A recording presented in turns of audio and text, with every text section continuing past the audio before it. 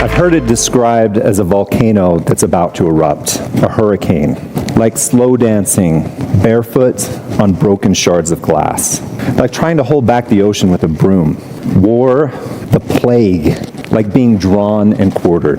These are just a few examples of thousands of metaphors I've collected about conflict.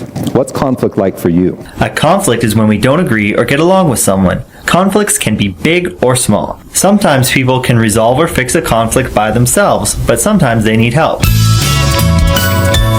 In a world that's constantly telling you how wrong you are, we want to tell you what's right with you. David McKnight is a counselor, speaker, and consultant who helps people discover how they're wired as a person. His concepts have revolutionized how people see themselves once they learn the principles behind what's right about you. Here now is David McKnight. David, everybody has conflict, yet so often it's one of those areas that we just don't know what to do with when we're in the middle of a conflict.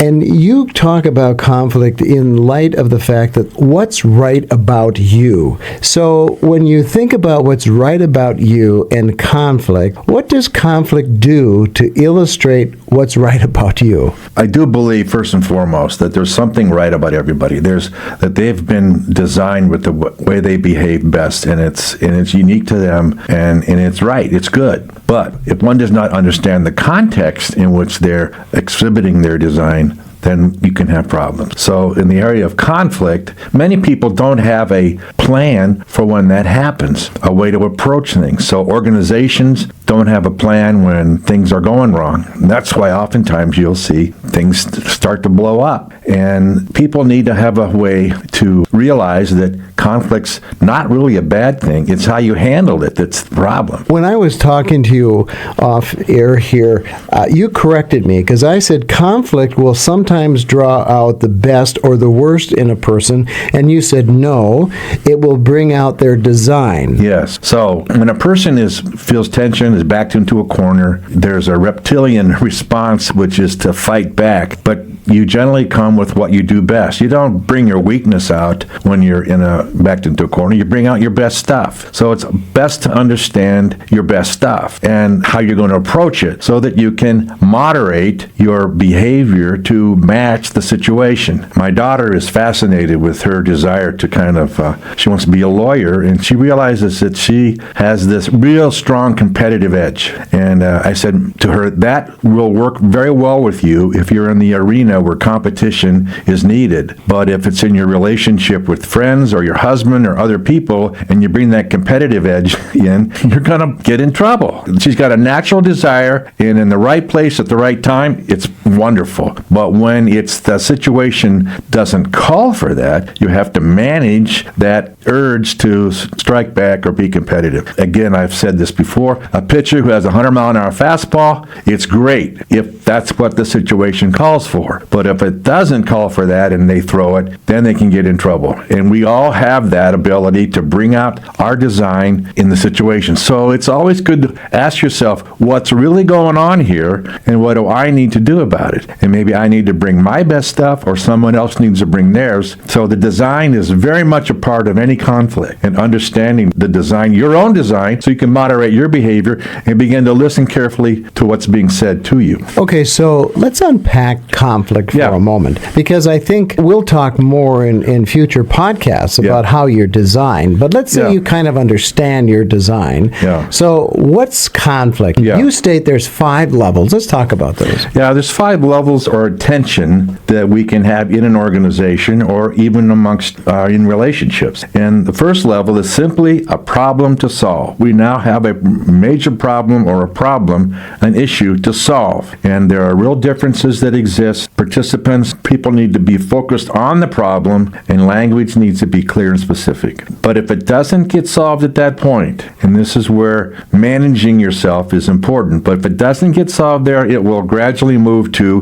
what's called a disagreement. And there the major objective is to protect yourself, to come out looking good. So language begins to change and gets more generalized, and we're personalizing the problem, and we start to hold back information. And if that isn't, you'll come to some resolve at some point within that. It will extend itself and grow to what's been called the contest. And that's where the language now begins to be really much stronger. You magnify the problem, there are overgeneralizations made, and assumptions are beginning to be made about the other person. And you're not able to share your feelings, and factions begin to emerge out of that. I've done a lot of church mediation, and pretty quickly you get factions and you get people choosing sides, and people have kind of forgotten what the original problem to solve was. Now it becomes more about the opposing people. It's a little bit like our political scene, right? Yes. So every part of this level, I know you've got a couple more levels to go, Yeah. but when does the emotion start right at the beginning, or does it build, or how does that work? Not always at the beginning. So if you're in a relationship, say a husband and wife, and you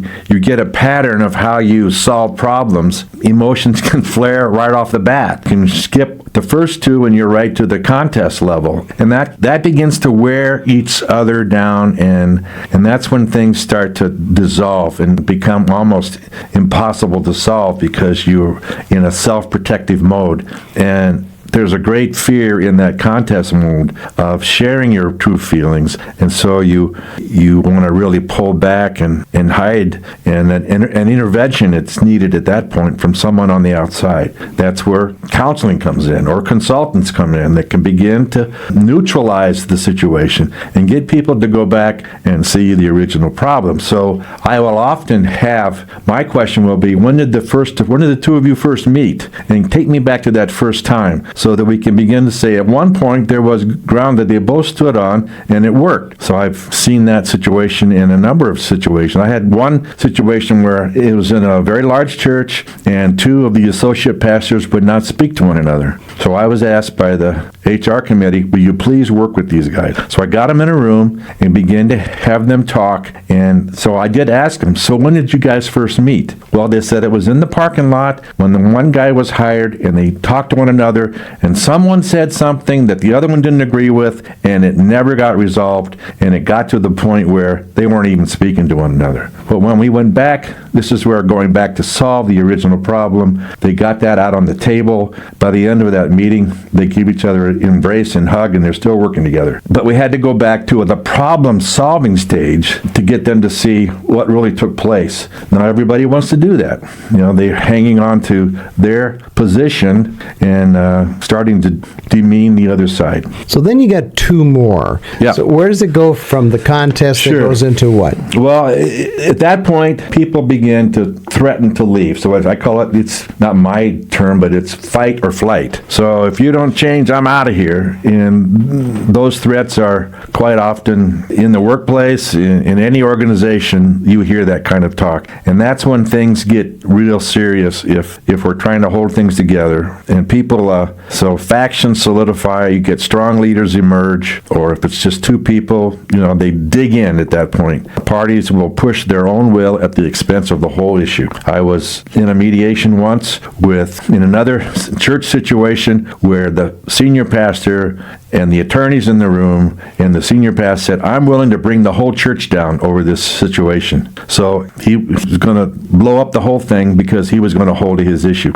Well, by the end of the day, they saw a different picture, but we had to take them back again to that first stage. What's the original problem here? And worked our way back slowly. Well, it took us all day, but we were able to do that to resolve the issue. But if you can't, then that's usually when people are let go and fired. And my wife's an attorney, and she often says, a lot of my cases would just be solved by a simple I'm sorry, but the I'm sorry never comes, and ends up costing 6 figures or more. And it's simply the problem needed to get solved at the problem-solving stage. So then if it doesn't work at the fight or flight stage, then it moves into what I call, it's the intractable stage, or I win, you die. You're out to destroy the other. And there's no clear understanding of the issue. Personalities have now become the issue. Parties display themselves to outsiders as larger than life in their terms. Since the ends are all important, any mean will justify them. And we can see that In politics today, we can see it as we get more and more divided because we lose sight of, well, what's the real issue? What's the real problem we're trying to solve?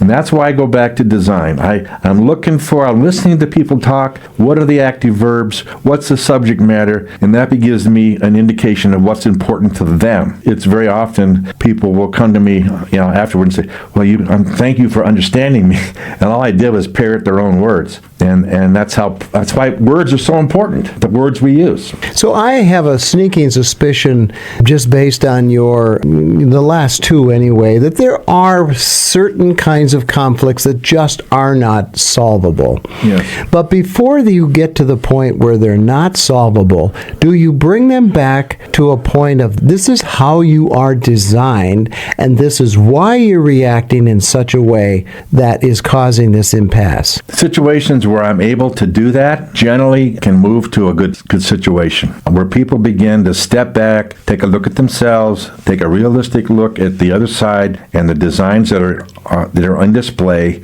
and get an agreement. And that generally gets us to a place where we can simply solve the problem. Case in point was a case where I had been asked to come into a problem at the U.S. Army, where a general had given two E-13s a responsibility to come up with a plan back in the Iraq War came out for being ready, war ready. So it had to deal with families and soldiers. And 5 regions of the country were each given that command. And I had two women at that point who were in charge of this job description, but they couldn't agree and they weren't working out. But then I got them to agree to look at themselves, see what was right about each one, what they brought to the table and what they were best at. Then they began to agree, and then they began to start to work together. One could tell you the time, the other one could tell you how to make the clock. And so they were just going back and forth and calling names of the other. But then we realized, I'm good at clock making, you're good at telling the time.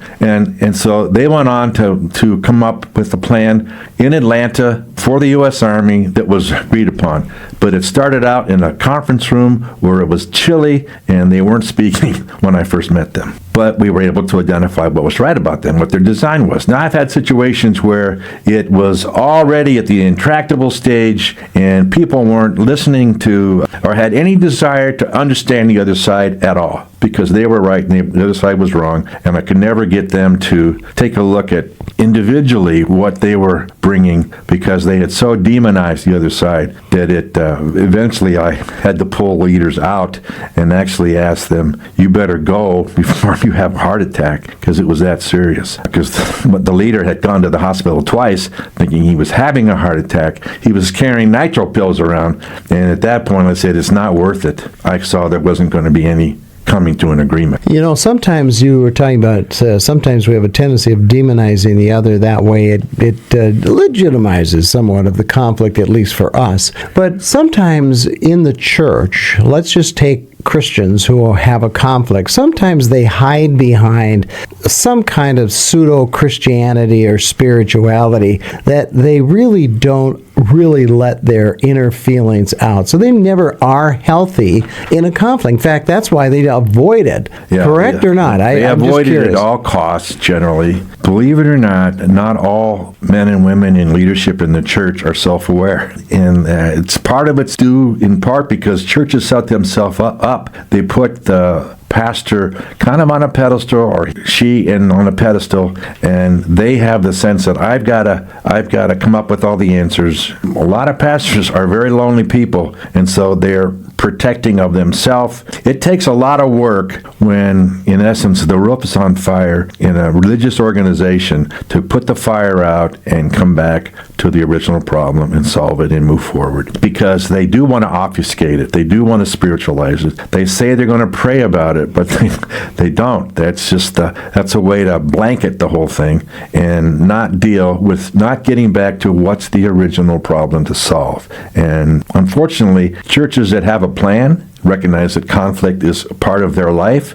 They can work through it. And then you've got a lot of personalities involved. You've got boards with their own individual designs, and people don't talk in leadership roles. They talk in the parking lot, but they don't talk around the board table because they don't feel safe. And that's a whole other issue in the whole area of conflict. I don't feel safe. I'm not going to talk. But a leader needs to recognize this is not a safe place. What do we need to do to make it safe? That's a great point. But David, if you're going to be a leader today, whether it's in the business world, in the nonprofit world, or in the church, as a leader, you're always going to have conflict. You're always going to come against another person's idea, emotions, or whatever. And so how do we start becoming better at dealing with our conflict? You've given us a kind of a roadmap to what happens. Yes. But what do we do with it? How do we become like exercising and getting your body in shape? How do we get our conflict resolution in shape? Well, I think we have to realize, going back to this mental image, if you can, of the 3 spheres, leadership is going to do something. Leadership generally creates transformation and creates change and moves an organization forward. And when they do that, there's going to be rocks thrown over the fence. There's going to be disagreements. You're moving people from where they're nice and comfortable to someplace different. And so change will bring about conflict. But if a leader understands, well, that's just part of the process and I have a plan for that, generally things go pretty smoothly. But leadership that doesn't understand that and want to whitewash it, this is, you put in a budget for an organization. You have to put in a plan for what happens when we change things, and there's resistance. Resistance is a natural byproduct or blowback from change. It's just there. So you have to begin to understand the components of change, and there are various steps that happen in order to do change in a way that things work properly. So when change happens, how do I work people through the conflict stage? And that is, you're asking people to change. And people have a natural tendency to not want to change. Even though things aren't very good, don't ask me to change. And so there you'll get resistance, and you just need to know that that's part of the leadership role. Leaders need to understand that goes with the territory. Some leaders can handle that really well and have a plan for it, and it's fun to work with somebody who understands that and can move us forward and keep the team together. And then we've been with leaders that don't understand that and argumentative and resistant, and then you get into the whole stages of a conflict. And it goes back to what we didn't talk too much about, was the different spheres of conflict. So what's really the issue? What's really the problem? Is it a relationship thing we got here? Is it values? Quite often when I'm working with a church or even with an organization like Wells Fargo, I'm working with some people there. The issue was values and upholding the values that were stated versus upholding the values that were being played out. So I had an individual who I was working with who values were extremely important to him, and so I sat down with his supervisor and laid out his concern and his issues, and she said, he's absolutely right,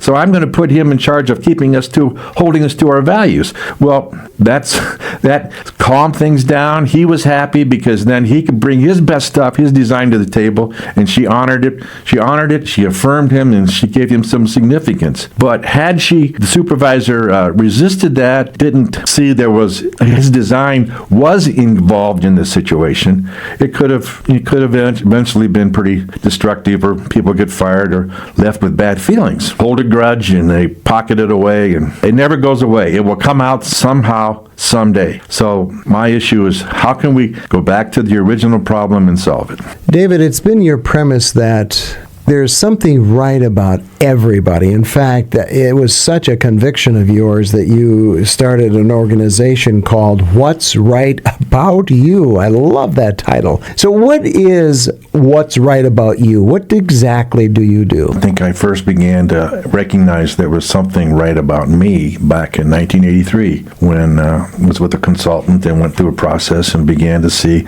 components of my own design and saw them being played out over and over and over again. And so for a number of years, I referred people to that consultant and that organization to get confirmation of that. And so I've been at this now for 25, 30 years almost. And so I began thinking, I need to let people know that there's something right about everybody. And I've interviewed hundreds of people, been in a lot of situations, fun and some pretty heated, but there was always a design at play. And I just want people to understand that. And so I thought I need to kind of bring my body of work together, wrap it under the umbrella of what's right about you, and then be able to help people, whether it's a conflict, or whether it's a new job, or it's getting people to work together, or creating teams, or helping an organization start and get off on the right foot. It all goes back to the individuals involved and what's right about them. If you would like to know more about what you've heard today, you can contact David McKnight by calling 612-990-6604. Again, that number is 612-990-6604.